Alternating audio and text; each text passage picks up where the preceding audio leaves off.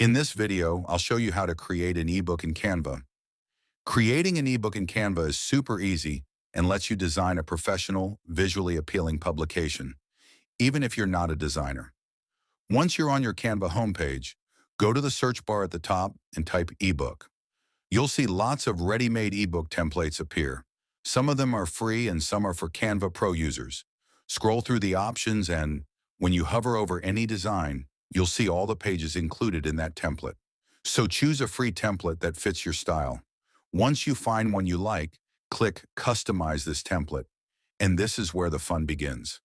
Now you can edit everything: the background, text, titles, and even the author name. So to change the background color, click on anywhere on the template, and then click on Background Color, and then choose Color from the color palette. And to change a title, just click on it, delete the existing text, and type your own. You can move elements around, change colors, or replace images. Canva gives you full control over every page. You can add images to make your ebook more engaging.